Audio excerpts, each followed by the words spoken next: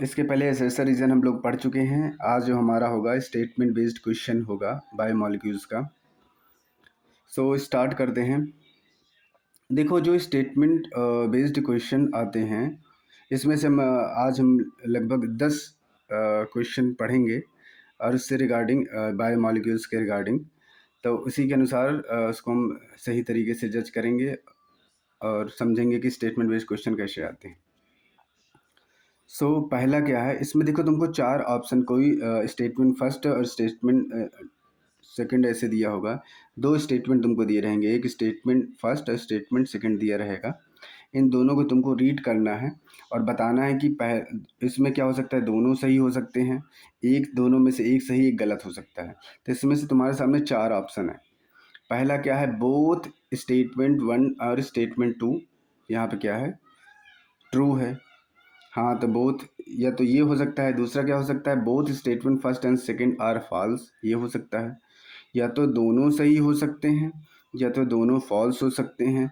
या तो statement first सही होगा, स्टेटमेंट सेकंड फॉल्स होगा, या तो स्टेटमेंट फर्स्ट फॉल्स होगा, स्टेटमेंट सेकंड क्या हो जाएगा, ट्रू हो जाएगा। चलो स्टार्ट करते हैं। तो इसमें से क्या है, उसी के आगे एसेसर रीजन के आगे का जो 11th नंबर क्वेश्चन है, 11 से यहाँ पे स्टार्ट है। तो यहाँ पे 11 से ही स्टार्ट करेंगे। तो पहला क्या है, स्टेटमेंट क्या है, amino acid are called alpha amino acid. हाँ, इसे अल्फा अमीनो एसिड ही बोलते हैं, ये स्टेटमेंट सही है। Amino acid are organic compound है कंटेनिंग एन एमिनो ग्रुप यानी NH2 group and carboxylic group यानी COH as substituent on the same carbon, alpha carbon. तो यहाँ पे क्या है, सही है। यानी पहला भी स्टेटमेंट सही है और दूसरा स्टेटमेंट भी क्या है, सही है। सबसे पहले एमिनो एसिड का समझो C अल्फा कार्बन है, एक तरफ क्या है, दाहिने साइड इसका क्या होगा, COH होगा, इसका लेफ्ट साइड क्या हो जाएगा, NH2 हो जाएगा, और इधर अप साइड क्या हो जाएगा, हाइड्रोजन हो जाएगा। और जो इसका R ग्रुप है, ये क्या है, आर ग्रुप जो क्या है, वेरिएबल नेचर का होता है। यहाँ आर ग्रुप में COH भी हो सकता है, NH2 भी हो सकता है, एरोमेटिक नेचर का भी हो सकता है, H भी हो सकता है, ये सारी चीज़ें। देखिए इसका यहाँ पे क्या है, ये general structure of the amino acid है। यहाँ पे कह सकते हो पहला स्टेटमेंट सही, दूसरा स्टेटमेंट सही। तो ऑप्शन कौन सा सही हो जाएगा, ऑप्शन फर्स्ट, यानी both statement first and statement second are the true. Now 12, यहाँ पे क्या है, स्टेटमेंट फर्स्ट क्या है, with the increase, statement first, with the increase in substrate concentration the velocity of enzymatic reaction rise at first. The reaction ultimately reaches a maximum velocity which is not exceeded by any further rise in concentration of the substrate. तो सही है, with the increase in substrate concentration. कोई भी reaction है उसमें substrate concentration increase करने से तो velocity of enzymatic reaction rise first, शुरू में क्या होगा, उसका जो वेलोसिटी ऑफ यानी जो रिएक्शन रेट है वो क्या होगा, फास्ट हो जाएगा। The reaction ultimately reaches the maximum velocity, एक समय ऐसा आएगा कि ये जो वेलोसिटी है वो वेलोसिटी ऑफ एंजाइम वो क्या है, मैक्सिमम रेट तक पहुंच जाएगा, जिसे बोलते हैं वी मैक्स। क्या बोलते हैं, वी मैक्स क्या हो जाएगा, मैक्सिमम तक पहुंच जाएगा, which is not exceeded by further rise in concentration of the substrate. इसके बाद क्या है, कंसनट्रेशन आप चाहे जितना सबस्ट्रेट कंसनट्रेशन आप वो बढ़ाओगे वो क्या होगा, रिएक्शन वेलोसिटी नहीं बढ़ेगी। तो क्या है, पहला स्टेटमेंट सही है, फर्स्ट स्टेटमेंट क्या है यहाँ पे ट्रू है। सेकंड क्या है, the enzyme molecules are fewer than substrate. मान लो एंजाइम सबस्ट्रेट ज़्यादा है, एंजाइम कम है। Enzyme molecules are fewer than substrate molecule and after saturation of these molecules, after saturation of these molecules there are no free enzyme to bind with the additional substrate biomolecules. saturation point क्या होता है, saturation point वो point होता है जहाँ पे क्या है, सबस्ट्रेट और मतलब सबस्ट्रेट कन्वर्जन रेट क्या हो जाएगा, स्लो हो जाएगा, बहुत ज़्यादा स्लो हो जाएगा। तो उस समय क्या है कि कोई भी फ्री एंजाइम वहाँ पे नहीं बचेगा। तो स्टेटमेंट फर्स्ट और स्टेटमेंट सेकंड दोनों क्या है यहाँ पे ट्रू है। और तो यहाँ पे ऑप्शन कौन सा सही हो जाएगा, ऑप्शन क्या हो जाएगा फर्स्ट। फर्स्ट यहाँ पे क्या हो जाएगा वो से both statement first and second are true. Now third यानी 13 क्या कहता है, most of the enzyme have been classified into different group based on type of reaction and they catalyse. यहाँ पे जो एंजाइम का क्लासिफिकेशन किया गया है, लाइएज ट्रांसफरेज वगैरह जो किए गए हैं, ये किस बेसिस पे किया गया है, उसके रिएक्शन पे, टाइप ऑफ रिएक्शन, वो रिएक्शन किस टाइप का कर रहा है, फंक्शनल ग्रुप चेंज हो रहा है या मतलब ट्रांसफ़र हो रहा है या ऐड हो रहा है, तो इस बेसिस पे क्या है, इसमें क्या है, इस बेसिस रिएक्शन के बेसिस पे क्या है इसको किया जा रहा है। तो यहाँ पे क्लासिफिकेशन सही है कि इसके रिएक्शन के बेसिस पे किया जा रहा है। Enzyme are divided into 6 classes में डिवाइड है and each with 4 to 13 sub classes and name accordingly by the 6th digit number. बिल्कुल सही बात है।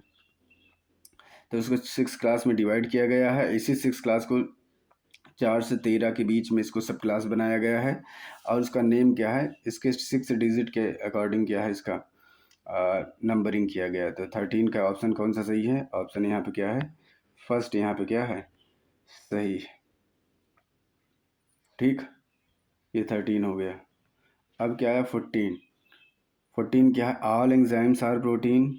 हाँ सभी एंजाइम क्या है प्रोटीन है, पहले ही बता चुके हैं।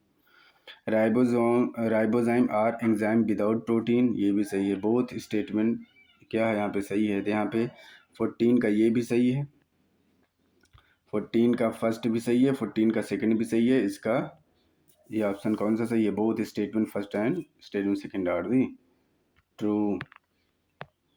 अब क्या है स्टेटमेंट फर्स्ट। ठीक, cellulose of our diet simply provide bulk and no nutrients. तो सेल्यूलोज ऑफ आवर डाइट, देखो कोई भी सेल्यूलोज क्या है हमारे डाइट के में क्या है फाइबर और रफेज देगा, लेकिन कोई न्यूट्रिएंट्स नहीं देगा। तो ये बात सही है, ये न्यूट्रिएंट क्योंकि स्टार्च से देता है। दूसरा क्या है, सेल्यूलोज इज नॉट हाइड्रोलाइज्ड यानी digested in our gut. Cellulose हम, हाँ बिल्कुल सही बात है, सेल्यूलोज को हम जब खाएंगे तो हमारा जो गट है यानी जो स्टमक है, तो उसमें क्या है ये सेल्यूलोज डाइजेस्ट होता ही नहीं है। It has 10 movement the faeces through the intestine. ये क्या होगा फीसेस के थ्रू, जो वेस्ट मटेरियल के थ्रू क्या हो जाएगा, फीसेस के थ्रू इंटेस्टाइन के थ्रू क्या हो जाएगा, ये वेस्ट मटेरियल के थ्रू बाहर हो जाएगा। तो क्या है स्टेटमेंट फर्स्ट और स्टेटमेंट सेकंड दोनों क्या है यहाँ पे सही है। तो इसमें ऑप्शन कौन सा सही हो जाएगा, first, both statement first and statement second are true. Statement first और स्टेटमेंट सेकंड आर ट्रू। 15 हो गया। इसके बाद 16 यहाँ पे क्या है, ए कोएंजाइम और metal ion. Coenzyme cofactor मैंने पहले बोला था, को फैक्टर के अंदर कोएंजाइम, मेटल आयन और प्रोस्थेटिक ग्रुप। सो कोएंजाइम और metal ion that is very tightly bound to enzyme protein is called prosthetic group. नहीं, ये प्रोस्थेटिक ग्रुप नहीं है। ठीक, क्या है प्रोस्थेटिक ग्रुप, हाँ ठीक है, ठीक है। 16 कौन सा है, 16 हाँ, हाँ both call the prosthetic group, ठीक है, हाँ इसको प्रोस्थेटिक ग्रुप कह देंगे। सो ए कोएंजाइम और metal ion that is very tightly bound to the protein is called prosthetic group. Prosthetic group क्या हो जाएगा, ये मान लो सही है, प्रोस्थेटिक ग्रुप ये। ए complete कैटालिटिकली active, A complete कैटालिटिकली active enzyme together with its bound prosthetic group is called apoenzyme। apoenzyme नहीं बोलते, इसे होलो एंजाइम बोलते हैं। क्या बोलते हैं, होलो एंजाइम। तो यहाँ पे क्या है, पहला सही दूसरा गलत। तो इसमें कौन सा है, पहला सही दूसरा गलत, यानी थर्ड ऑप्शन यहाँ पे क्या हो जाएगा, सही हो जाएगा। 15, इसके बाद 16 हो गया। 17 क्या कहता है, statement an active site of enzyme is a crevice और pocket into with the substrate fit. हाँ बिल्कुल पॉकेट की तरह काम करता है। सपोज मान लो क्या है, ये एंजाइम है और यहाँ पे क्या है, ये मान लो क्या है, सबस्ट्रेट। ये एंजाइम है, ये क्या है, सबस्ट्रेट है। तो ये जब इसके अंदर इंटर करता है, ये क्या है, एक्ट एज अ पॉकेट काम करता है, पॉकेट। ठीक, लॉक एंड की मॉडल इसी के बेसिस पे चलता है। हाँ, तो एक्ट एज अ पॉकेट, ठीक है। ये क्या है, एक्ट एज अ पॉकेट का काम करेगा। Enzyme through their active side catalyse enzyme through their active side catalyse reaction at a high rate. हाँ, तो हाई रेट में ही होगा, एंजाइम है तो हाई रेट तो होगा ही होगा। तो इसमें ऑप्शन कौन सा सही है, ऑप्शन फर्स्ट यहाँ पे क्या है, सही है। तो ऑप्शन कौन सा सही है, ऑप्शन फर्स्ट यहाँ पे क्या हो जाएगा, सही हो जाएगा। 18 क्या है, biosynthetic pathway are called anabolic pathway कि कैटाबोलिक पाथवे।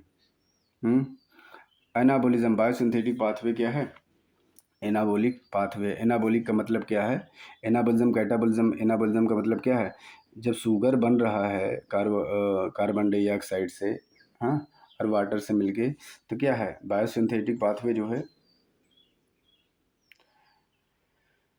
तो यहाँ पे क्या है, ये एनाबोलिक पाथवे, यानी यहाँ पे शुगर का फॉर्मेशन हो रहा है, चाहे लाइट रिएक्शन के बाद ही हो रहा है, लेकिन यहाँ पे क्या है, कुछ चीज़ बन रहा है, चाहे दो स्टेप में ही क्यों ना हो, चाहे लाइट रिएक्शन चाहे बायोसिंथेटिक रिएक्शन में ही क्यों ना हो, लेकिन यहाँ पे क्या है, एनाबॉलिक रिएक्शन है। यानी एनाबॉलिक रिएक्शन, या डायरेक्टली कह सकते हो कि CO2 और H2O और in the presence of light और क्लोरोफिल के प्रेजेंट में क्या बन रहा है, अगर लास्ट में ग्लूकोज बन रहा है, चाहे भले ही लाइट रिएक्शन हो उसके बाद बायोसिंथेटिक रिएक्शन पाथवे हो, लेकिन लास्ट में क्या है, कुछ चीज़ बन ही रहा है, इसका मतलब क्या है, एनाबॉलिक रिएक्शन ही है।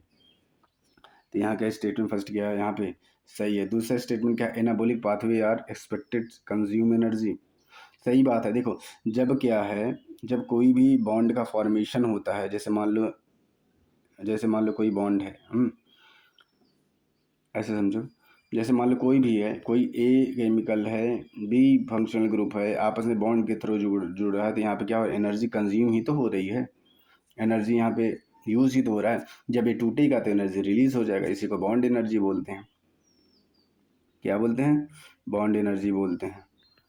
तो यहाँ पे क्या है, पहला स्टेटमेंट दूसरा स्टेटमेंट सही है, तो इसका मतलब क्या है, both statement are the true. No 19 का कौन सा सही है, 19 में क्या है, protein with catalytic power name at enzyme. हाँ, प्रोटीन जिसके पास कैटेलिटिक एक्टिविटी है उसे एंजाइम बोलते हैं। There is no uncatalytic metabolic conversion living system में जितने भी पाथवे हैं, चाहे जितने भी मेटाबॉलिक पाथवे, चाहे कैटाबॉलिज्म हो या एनाबॉलिज्म हो, वो बिना एंजाइमेटिक रिएक्शन, उसमें सब में एंजाइम का रोल है ही, यानी ऐसा नहीं है कोई अनकैटेलाइज्ड है, सभी क्या है, कैटेलाइज्ड ही है। तो यहाँ पे क्या है, statement first statement second are the true, यानी ऑप्शन कौन सा सही है, यहाँ पे ऑप्शन क्या है, फर्स्ट जो है यहाँ पे क्या हो जाएगा, सही हो जाएगा। Both statement first and second are the true. Last question यहाँ पे क्या है, enzyme have active site and substrate have reactive site on their surface. सही है। इसके बाद स्टेटमेंट सेकंड, द एक्टिव और reactive side push the enzyme and substrate molecule away from each other. नहीं, पुश डाउन क्यों होगा, अट्रैक्ट होंगे कि पुश डाउन होगा, गलत है। तो पहला सही दूसरा गलत, तो पहला सही दूसरा गलत, कौन सा है, थर्ड, पहला सही दूसरा गलत। तो यहाँ पे ये चैप्टर फिनिश होता है। Thank you.